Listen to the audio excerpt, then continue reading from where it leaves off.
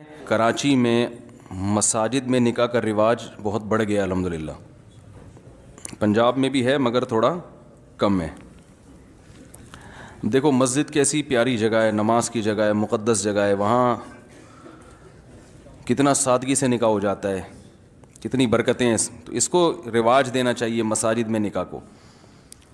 عجیب بات ہے, دنیا کی ہر قوم نکاح کرتی ہے اپنی عبادت گاہوں میں. عیسائی کہاں نکاح کرتے ہیں بھئی, ہو رہا ہے نا.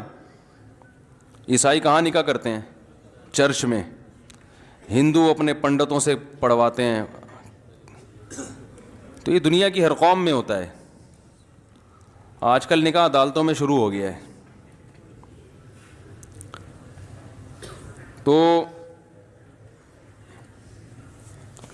جائز ناجائز کی بات نہیں ہے, جائز تو کہیں بھی ہے. کہیں بھی نبی صلی اللہ علیہ وسلم نے نکاح پڑھایا, کہیں بھی معاملہ طے ہو گیا تو وہیں بیٹھے بیٹھے نکاح پڑھا دیا. لیکن جب کوئی جگہ آپ نے سلیکٹ کرنی ہی ہے تو اس کے لیے سب سے بہتر جگہ کون سی ہے؟ مسجد ہے. تو اس کو رواج ڈالنا چاہیے. اس کی ایک برکت ہوتی ہے, ایک روحانیت ہوتی ہے. اس میں گناہوں کی طرف توجہ نہیں جاتی.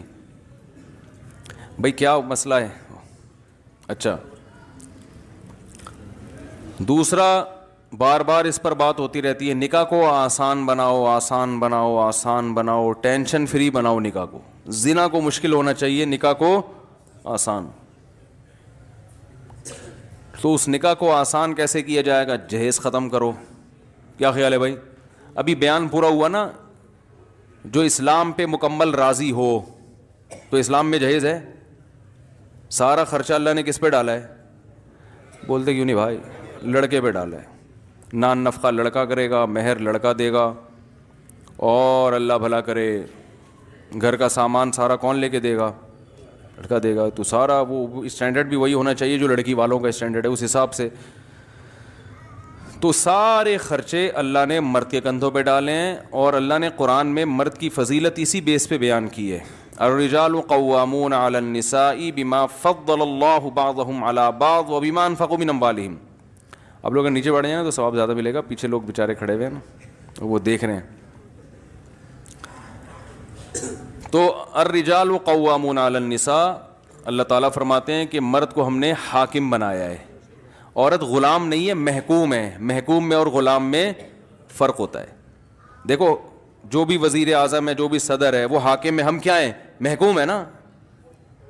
اب خواتین کہتی ہیں ہم کیا مرد کے ماتحت ہیں؟ تو بھائی جب آپ حکومت کے ماتحت ہو کر اس میں ذلت نہیں ہے, پولیس کے ماتحت ہوتے ہیں نا نیچے لوگ, آپ کا باس, آپ اس کے ماتحت ہیں, تو یہ کیا مطلب جو امپلائی ہیں وہ غلام ہیں کیا باس کے؟ بھائی ماتحت ہیں. ماتحت کا مطلب یہ ہے کہ تبلیغ میں جاتے ہیں, ایک امیر ہوتا ہے, باقی سارے ماتحت. ہو گئے ہم ماتحت ہیں بھائی. تو ہم, یہ تو توہین ہے. توہین کس بات کی ہو گئی؟ دنیا میں کوئی بھی نظام اس وقت تک نہیں چلتا جب تک ایک ذمہ دار اور ایک امیر نہیں ہوتا. تو گھر بھی ایک جگہ ہے نا جہاں لوگ ہوتے ہیں, تو اس میں بھی کسی کو سربراہ ہونا چاہیے کہ نہیں ہونا چاہیے؟ تو وہ سربراہ ہے, اور عورت اور بچے اس کے ماتحت ہیں. تو ماتحت ہیں. تو اللہ نے بیان کیا کہ مرد کو بھی ہم نے زوجہ پہ کیا بنایا ہے؟ حاکم بنایا. عورت ماتحت ہے. تو اب کیوں حاکم بنایا؟ اس کی دو وجہ اللہ نے بیان کی ہیں. ایک, بما فضل اللہ بعضهم علی بعض, اللہ نے بعض کو بعض پر ویسے ہی فضیلت دی ہے. کچھ صلاحیتیں اللہ نے مرد کو عورت سے زیادہ دی ہیں. اس بیس پر وہ گاڈ گفٹڈ ہیں. وہ کیا ہیں؟ وہ خدا کی طرف سے. دیکھو جنگل میں شیر ہوتا ہے, اور لومڑی ہوتی ہے, اور چیتا ہوتا ہے. اب چیتا کیا, مجھے شیر کیوں نہیں بنایا, میرے جبڑوں میں وہ طاقت کیوں نہیں رکھی اللہ نے؟ تو اللہ کہیں گے بھائی سب کو ایک جیسا میں نے نہیں بنایا. ہم کیا, ہمیں پیغمبر کیوں نہیں بنایا؟ مشرکین مکہ نبی صلی اللہ علیہ وسلم پہ یہ اعتراض کرتے تھے کہ ہم میں جو قوم کا سردار کو اللہ نے پیغمبر کیوں نہیں بنایا, ایک یتیم کو کیوں بنایا؟ تو اللہ نے کہا کہ اہم یقسمون رحمت ربک, اللہ کی رحمت ہے, کیا تم ٹھیکیدار ہو اس رحمت کی تقسیم کے؟ اللہ جس کو چاہے تو دے جو نعمت دے. تو اسی طرح اللہ تعالیٰ نے مرد کو آدمی بنا دیا, عورت کو عورت بنایا. تو اس کی ایک وجہ تو اللہ نے مرد میں کچھ صلاحیتیں زیادہ رکھی. دوسری وجہ جو اصل میں فوکس کر رہا ہوں, بما انفقوا من اموالہم, اللہ فرماتے ہیں وجہ اس کی ہے کہ مرد عورت پہ مال بولو نا بھائی, خرچ کرے گا. یہ اسلام میں سسٹم 100% غلط ہے کہ عورت بھی کمائے اور مرد بھی کمائے, اور مرد عورت کی کمائی کھائے, یا عورت اپنی کمائی خود مرد ذمہ داری نہ اٹھائے. یہ اسلام نہیں ہے. میں کہتا ہوں پورے گورے بن جاؤ یا پورے مسلمان بن جاؤ, یہ بیچ میں کیوں لٹکے ہوئے ہو؟ خواتین کہتی ہیں ہم جاب کریں گے, ہم یہ کریں گے, ہم جاب ایکچولی آج کل گزارا نہیں ہوتا یہ ہو. پھر بھائی جاب جب کر رہے ہو تو یہ کہاں سے لیا تم نے کلچر؟ انگریزوں سے. تو پھر انگریزوں کو پورا فالو کرو. پھر آپ کے میاں کا اگر کسی عورت سے آنکھ مٹکا چل رہا ہے تو آپ کو تکلیف نہیں ہونی چاہیے, کیونکہ انگریز میں عورتیں جب جاب کرتی ہے تو وہ شوہر بھی ان کا پھر پابند نہیں ہوتا, اس کی 10-20 گرل فرینڈ بھی ان کا کلچر اجازت دیتا ہے, قانون بھی اجازت دیتا ہے. میں سمجھا پا رہا ہوں اپنی بات؟ پورا فالو کرو نا. یہ کیا آدھا اپنے مطلب کا ادھر سے, اور جہاں ادھر مزہ آ رہا ہے وہ وہاں سے, اور جہاں ادھر مزہ آ رہا ہے. ارے کیا ہو گیا بھائی, پھر دوبارہ بیان شروع ہو گیا. یہ تو یہی ہو رہا ہے نا آج کل. بھائی اسلام نے اگر مرد پر ذمہ داریاں زیادہ رکھی ہیں کہ ساری زندگی تم نے کھلانا ہے اور ادھر ادھر آنکھ مٹکا کرنے کی بھی تمہیں اجازت نہیں ہے, تو پھر اللہ تعالیٰ نے اس کو کچھ حقوق بھی دے دیے نا, کہ اب یہ تمہارے ماتے, یہ گھر سے نکلنے سے پہلے تم سے پوچھے گی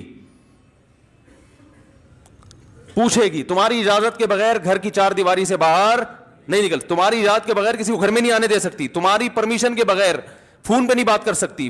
یہ نہیں کہ اب 24 گھنٹے آپ سے پرمیشن لیتی رہے, لیٹر لکھ کے دے. مطلب یہ کہ اگر تم یہ سمجھتے ہو کہ فلاں جگہ اس کا بات کرنے سے مجھے تکلیف ہوتی ہے تو تم اس پہ روک سکتے ہو,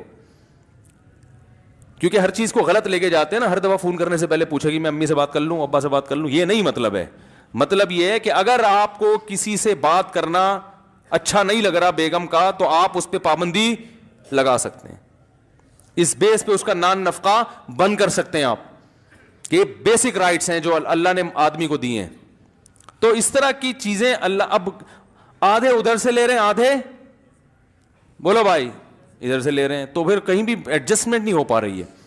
تو پیڑے کھانے کا شوق ہے بس ہمیں نا, پیڑے کھانے کا شوق ہے کہ اسلام کے حقوق پورے لیں, ذمہ داریاں جو اسلام نے لگائی ہیں وہ ادا نہ کریں ہم.